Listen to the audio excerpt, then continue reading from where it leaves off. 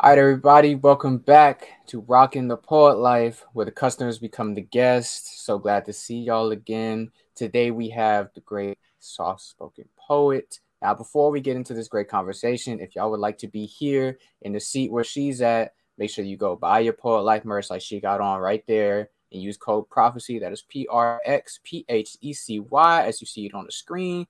Get your free money, get your merch, and let's come have a conversation. Now, welcome and introduce yourself. How you doing? I'm doing well. My name is Jessica Fields. I'm from Central Texas, and on social media, I'm known as the soft-spoken poet.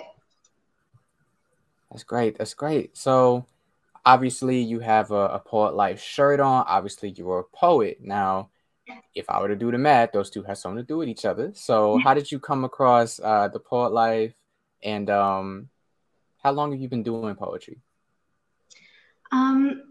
I've been writing poetry since I was about 8, and Wow. I kind of fell off life. I joined the military. I'm married. I have 2 Wow. kids, and so life just kind of took off. And then I've been a stay-at-home mom for about 8 years now. And then when COVID hit in 2020, I kind of started questioning, like, what am I going to do? What did I like to do when I was a kid? And so I immediately jumped on YouTube and I started following people, and I came across Kendrick Youngblood, and I became a subscriber, and he's so knowledgeable about poetry, and I know he does some rap stuff, but I started learning a lot about the inner workings of poetry, and I just became obsessed a little bit with getting back into it. And so he actually had a contest over the summer, and I entered, and I didn't win that one, but then he brought it back November, I think it was last year, and I was like, I'm gonna try it again, and I didn't win that one either, but Professor Troy actually won that contest, and he gifted me this shirt, which is incredible. Every time Youngblood does a contest and with Poet Life, the winner gets $100 worth of gear, and I don't know, I was just blown away by the generosity of just recognizing community and other poets' talents. So yeah, that's great. First, thank you for your service. And I see, you have this this whole life that you've established, and not all of it had to do with poetry. Coming from such a young age and then stopping and coming back, that's a beautiful full circle moment. So when it comes to poetry, what kind of poetry do you write? Do you steer in any particular direction? Yeah. This is actually perfect timing that you brought this up, because I was just talking to my husband about this and how I'm so new to sharing poetry. It's only been about a year since I started uploading to YouTube and really getting my Instagram off the ground, and I'm having a hard time being like, well, where do I fit? Because I hate grammar and I hate editing, and so that's like 2 things that you would figure a poet would be like all about. But I find myself writing poetry on paper, and I'm like, this just doesn't fit me. And so, most people want to write books, and I'm thinking I need to perform. Like, I need to be on a stage somewhere. But with having young kids, everything kind of closes down at 8 o'clock, and so it's hard to get out there on a stage, open mics and stuff. So I just turned to YouTube and I started making cinematography like style videos, and almost like music videos for poetry. And it's been kind of my niche. So I've kind of like settled into that for now, but I see myself doing other things with poetry. But I think most people get the misconception that poetry is just a written form, but I think there's all different genres of poetry, and you have your classic and spoken word, and I think it can go anywhere, as we're seeing, in the media today. So yeah, I think you're absolutely right. And I always come back to saying, like, poetry is like in its revival stage right now, and it's reshaping.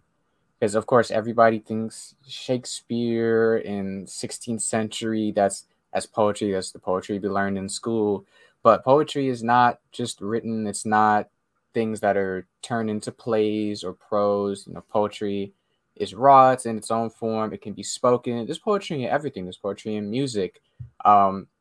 Poetry to some people might not even have anything to do with words. I know a lot of people, if they're a basketball fan and they see a crazy move, they'll be like, that's poetry in motion. You know, Mhm. poetry is everywhere, and it can be interpreted so many different ways. And I think that's why it's one of the most beautiful forms of art that exists. So when it comes to the poet life, how did you ever work with them? Did you do any of their contests, anything like that, or was it more just seeing Mr. Youngblood do his thing and then giving out the merch? You know? Yeah, I didn't even know of Poet Life at all until I saw Kendrick wearing the shirts, and I was like, huh, Mm-hmm.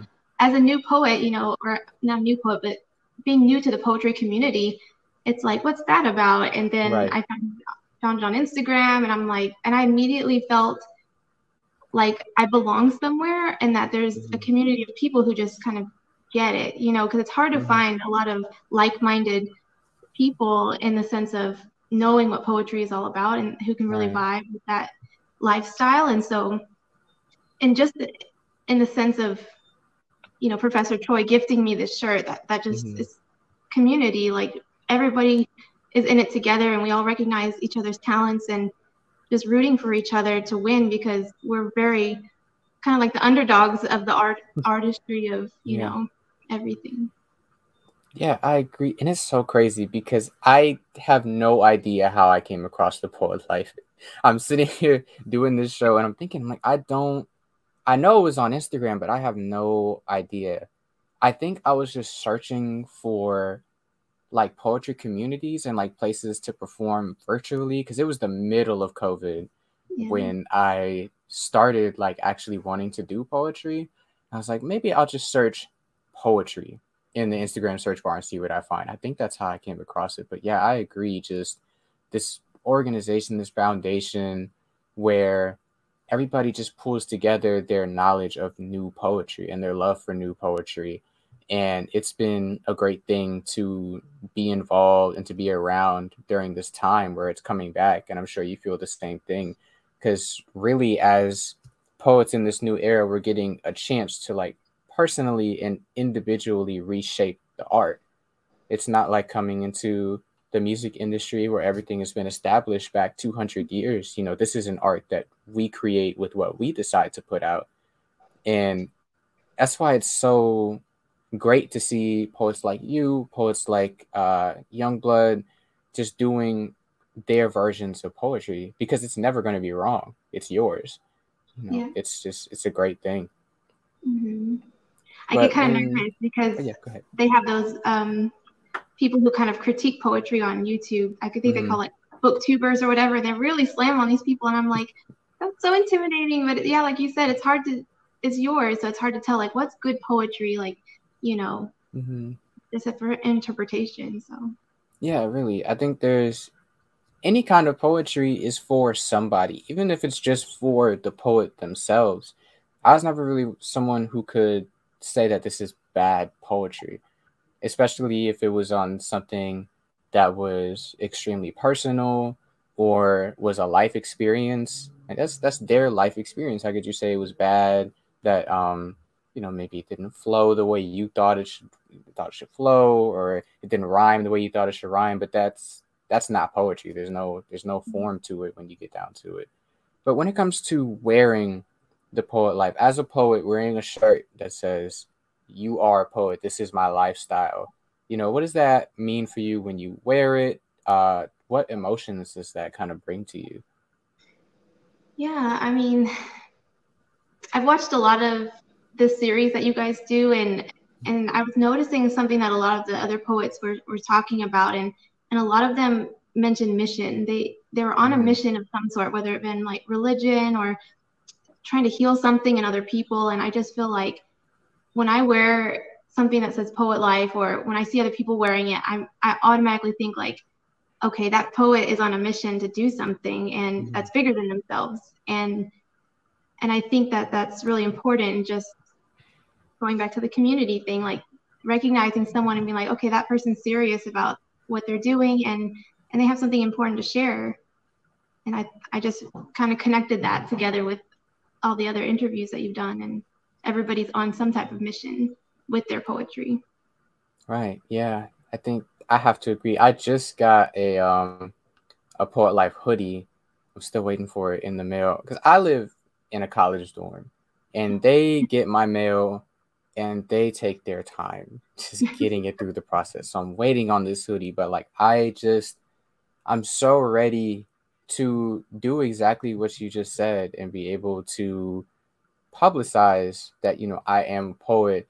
And not only is it a hobby, is it a side hustle, is it a mini passion? It's a lifestyle, and it's something that you can profit off of spiritually, emotionally, monetarily, which is something people don't really think is a thing.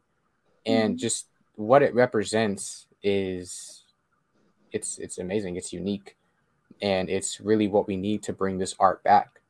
You know, so I want my hoodie. Like I want my hoodie. But now I will give you the chance to plug anything that you've been working on, anything you want the viewers to see that you're doing. I'm sure your YouTube channel will be one of those things, but anything that you'd like to share with the audience that they can go find. Yeah, I mean, right now, like I said, I'm very new and I'm slowly working on things at my own pace. I do have a YouTube channel, The Soft Spoken Poet, where I do cinematography, some podcasting, and just like I want to get into vlogging, just Mm-hmm. the life of a poet. And then I'm very active on Instagram, always cracking jokes over there in regards to the poet life as well. But I guess as far as plugging, I just want to thank a few people, Kendrick Youngblood, just for giving me the opportunity to shine on his channel. Um, there's a lot of people I have on Instagram that really support me and share things, and that's so appreciated when you share and like things that independent artists are doing. And so I'm really grateful for everybody who's supported me from the jump. Being only a year in and having so much support is just amazing. Right. Yeah, that's great. And we had Kendrick Youngblood on this show a Yeah. few episodes ago. So it's great that, you know, you bring him back up because he's a great guy. He makes great poetry. And I'm glad that he, you know, does stuff like this to bring people like you on the show. You know, that's exactly the kind of stumbling over my words, that we're trying to build. So I'm Yeah. glad. But if that is all, I'm trying to think if I'm missing anything. Thank you so much for coming on the show. It was Thank you great so having much. you. Viewers, I hope you enjoyed. Please go follow her. Her ad is right there on the screen. I got no excuse. It's right there written out for you.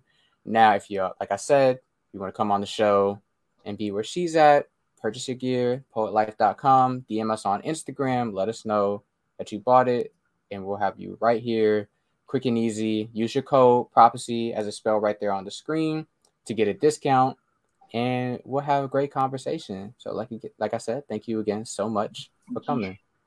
Thanks for having me.